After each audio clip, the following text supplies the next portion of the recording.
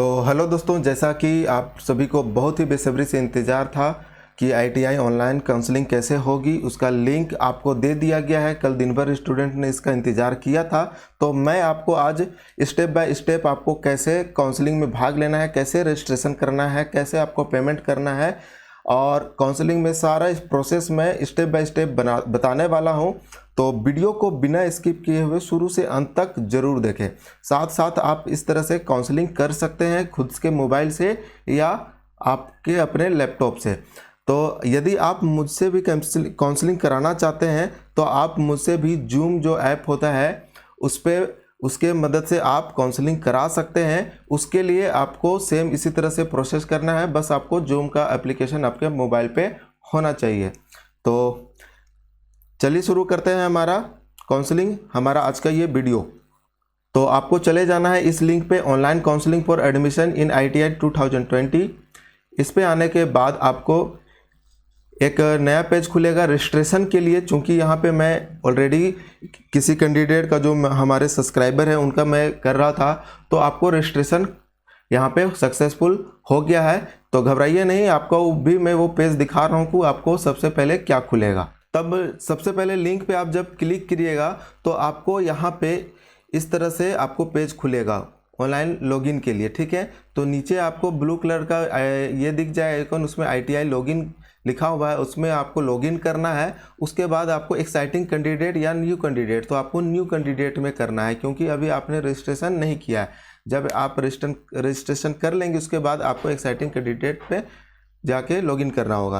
तो सबसे पहले आपको न्यू कैंडिडेट पे करना है, आपका एप्लीकेशन नंबर यहाँ पे फिलअप करना है। एप्लीकेशन नंबर फिलअप करने के बाद आपका ऑटोमेटिक जो आधार नंबर आपने जो अप्लाई किया था वो मोबाइल नंबर और ईमेल आईडी आपका यहाँ पे ऑटोमेटिक फिल हो जाएगा। यदि आधार नंबर आपने नहीं फिल किया था उस समय तो आपको यहाँ पे डालना होगा, ठीक है। उसके बाद आपका OTP यहाँ पे भेजा जाएगा, तो OTP डालेंगे, आप अपना ईमेल आईडी का OTP डालेंगे। पासवर्ड सेट करना है। पासवर्ड कैसे सेट करना है, आपका जो नाम है, मतलब एक अंग्रेजी का अल्फ़ाबेट बड़ा होना चाहिए और कुछ नंबर होने चाहिए। तो इस तरह से आप अपने से खुद से पासवर्ड सेट कर लीजिएगा, रिटाइप कर लीजिएगा। उसके बाद सारा फिल करने के बाद रजिस्टर कर लेना है।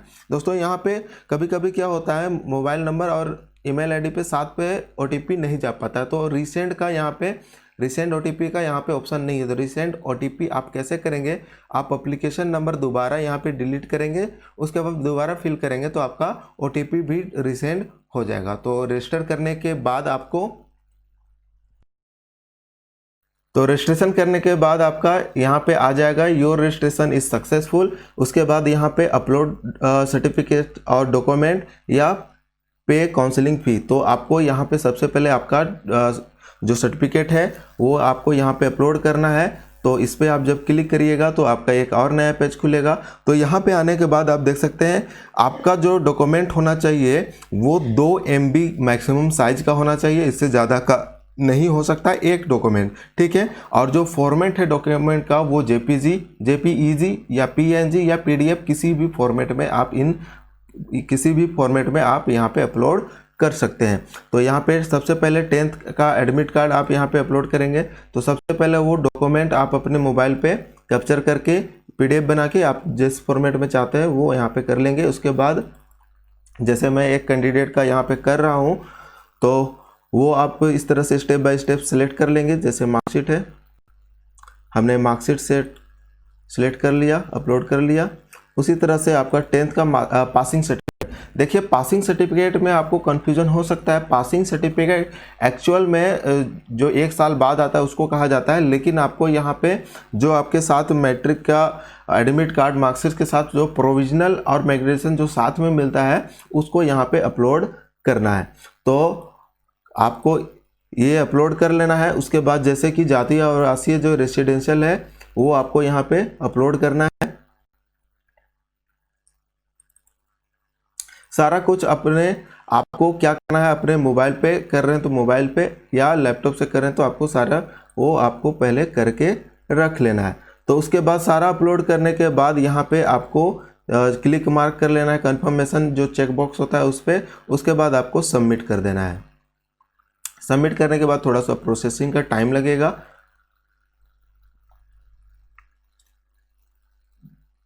वो डिपेंड करता है आपके नेट पे। तो डॉक्यूमेंट अपलोड सक्सेसफुली यहाँ पे आपका आ गया। उसके बाद ओके करेंगे तो आपका यहाँ पे पेमेंट के लिए आपको यहाँ पे पूछा जाएगा। तो आप जैसे यहाँ पे आपने जो भी ये किया, आपको यहाँ पे प्रीव्यू आपको शो करेगा। तो स्टेटस आपका अभी पेंडिंग दिखा रहा है क्योंकि अभी प्रोसेसिंग चल रहा है। तो उसके बाद आपको क्या करना है, पे काउंसलिंग फी पे आपको प्रोसेस करना है आगे का प्रोसेस। तो इसको करने के लिए आपको, जैसा कि आप ऑनलाइन पेमेंट यहाँ पे आप आपका एटीएम कार्ड के थ्रू या डेबिट कार्ड के थ्रू या इंटरनेट बैंकिंग के थ्रू आप ये कर सकते हैं। तो जो आपका काउंसलिंग फ़ी है यहाँ पे आपको शो करेगा। तो आगे का पेमेंट, आगे का प्रोसेस मैं करके आपको बताता हूँ। तो पेमेंट कर लेने के बाद आपको इसी पेज पे आपको क्या दिखाई देगा, यहाँ पे पेमेंट आपका जो हो चुका है, आपका सारा डिटेल अमाउंट यहाँ पे दिखाई देगा। आप इसका रिसिप्ट जो है आप प्रिंट आउट पीडीएफ भी इसे आप निकाल सकते हैं, और जो आपने डॉक्यूमेंट डाला है वो तो आपको यहाँ पे दिखा देगा। उसके बाद आगे के प्रोसेस के लिए आपको ऑप्शन चॉइस डिटेल आपको यहाँ पे दिखाई देगा। ऑप्शन चॉइस डिटेल में आप जब जाइएगा तो आपको इस तरह से जितने भी डिस्ट्रिक्ट हैं उनका डिस्ट्रिक्ट का नाम दिखाई देगा, कॉलेज का नाम नहीं दिखाई देगा। तो आपको जिस डिस्ट्रिक्ट में अप्लाई करना है तो उस डिस्ट्रिक्ट में आप चले जाइएगा। अभी आपको यहाँ पे ध्यान ये रखना है कि आपको जिस डिस्ट्रिक्ट में करना है पहला प्रीफर, मतलब आप चाहते हैं कि वहाँ पे मेरा हो, ठीक है, तो आप सबसे पहले वहाँ पे अप्लाई दीजिए। वहाँ पे जैसे रांची डिस्ट्रिक्ट में हमने किया तो यहाँ पे आपको जितने भी वहाँ पे कॉलेजेस है रांची डिस्ट्रिक्ट के अंदर में, प्राइवेट हो गवर्नमेंट हो, सारा का यहाँ पे ऊपर में नाम दिखाई देगा, और नीचे में आपका उस कॉलेज में उपस्थित जो ट्रेड है उसके नाम दिखाई देंगे। अब यहाँ पे NA यानी कि जो जैसे गवर्नमेंट इंडस्ट्रियल यहाँ पे आपको कारपेंटर का सीट यहाँ पे नहीं है, तो NA का मतलब वो होगा। आप कंप्यूटर हार्डवेयर के लिए डाल सकते हैं, मतलब आपको जो ट्रेड चाहिए आपको इस तरह बगल में आपको दिखाई दे रहा है। जैसे कि आपको चाहिए इलेक्ट्रिशियन जो कि 2 साल का है, आप चाहते हैं पहला चॉइस, तो यहाँ पे आप पहला चॉइस दीजिएगा।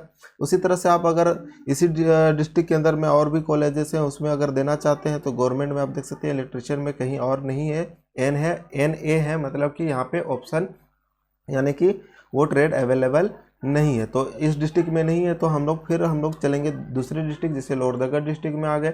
इस तरह से आपको लोहरदगा डिस्ट्रिक्ट में आपको 3 कॉलेजेस हैं गवर्नमेंट के, एक है प्राइवेट कॉलेज, एक है वुमेन कॉलेज जो कि गवर्नमेंट ही है। तो आपको इलेक्ट्रिशियन में ही 2 साल का, जैसे कि दूसरा चॉइस यहाँ पे आप डाल दीजिए। उसके बाद तीसरा चॉइस यहाँ डाल दीजिए, और चाहते हैं अगर प्राइवेट में डालना तो इसे भी आप डाल सकते हैं। अगर आपका मान लीजिए किसी प्राइवेट गवर्नमेंट कॉलेज में आपका नहीं होता है तो आप चाहते हैं कि प्राइवेट कॉलेज से भी आप कर सकते हैं, तो वहाँ पे आप भी चॉइस डाल सकते हैं। तो जैसे कि इसे हमने डाल दिया 10वां नंबर पे, तो पहले आप गवर्नमेंट कॉलेज ही डालें, अगर नहीं होता है तो प्राइवेट कॉलेज भी मैं कहूँगा डाल सकते हैं। तो ये माँ सरस्वती जो ITI कॉलेज है ये हमारा ही कॉलेज है जिस पे मैं काम करता हूँ एज ए इंस्ट्रक्टर। तो आप यहाँ पर भी आवेदन दे सकते हैं। यहाँ पे 2 ट्रेड इलेक्ट्रिशियन और फिटर के आपको मिल जाएंगे। तो और काउंसलिंग के थ्रू आते हैं तो आपको जो सीट है मतलब जो फ़ी है वो आपको कम लगेगा। तो बाकी डिटेल के आप मुझे कॉल कर सकते हैं। और जैसा कि आगे का, जैसे कि इस तरह से आप एक से ज़्यादा आपको जहाँ जहाँ पे करना है कर सकते हैं, आप वो मतलब अप्लाई कर सकते हैं। 4-5 कॉलेज 10 कॉलेज आप इस तरह से आप सेलेक्ट कर सकते हैं, जैसा कि मैंने पहले भी बताया था। तो इस तरह से आप सेलेक्ट कर लीजिएगा। लेकिन सिलेक्शन के पहले आपको ये ध्यान रखना है कि आप जिस ट्रेड में सिलेक्शन कर रहे हैं आपको जिसमें आपकी इच्छा है वो पहले प्रेफरेंस दें। पहला प्रेफरेंस, दूसरा प्रेफरेंस, मतलब उस तरीके से दें। उसके बाद आप 10-12 कॉलेज का चुनाव करके रखें जिस पे आपको अगर मिलती है तो आप जिस पे कर सकें। तो इस तरह से आप करिएगा। ये सारा तक तो यहाँ तक तो आपका सारा प्रोसेस सही है, लेकिन यहाँ पे एक वेबसाइट की खामी ये है कि आगे बढ़ने के लिए यहाँ पे आपको किसी तरह का सेव एंड नेक्स्ट बटन का या तो नेक्स्ट बटन का यहाँ पे कहीं पर भी आपको ऑप्शन नहीं दिखाई दे रहा। मैंने बहुत ढूंढा।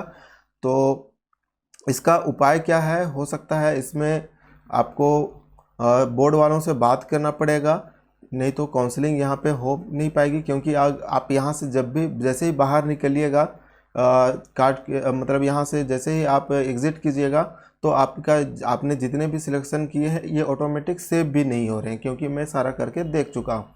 तो जैसे ही अब इसका आगे का प्रोसेस होता है मैं बता दूंगा, या तो इसके आगे का प्रोसेस बहुत ही सिंपल होगा, बस सेव करके आपको यहाँ से फाइनल सबमिट कर देना होगा। तो आज के लिए मतलब अभी के लिए इतना ही। जैसे नया अपडेट आएगा मैं आपको बता दूंगा। तो वीडियो कैसा लगा कमेंट में बताएं, अच्छा लगे लाइक करें, शेयर करें, और चैनल में पहली बार हैं तो चैनल को सब्सक्राइब कर लें।